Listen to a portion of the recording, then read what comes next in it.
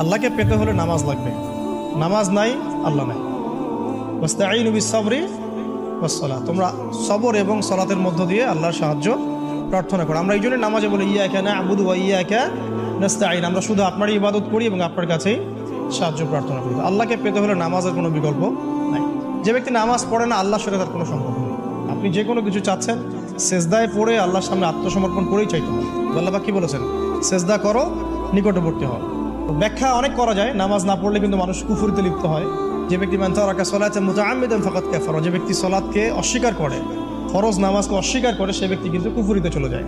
বাইনা রাজুলি ওয়া বাইনা শিরকি ওয়াল কুফরি তারকুস সালাহ, একজন মুমিন বান্দা এবং অমুসলিমদের মধ্যে পার্থক্যই নামাজ।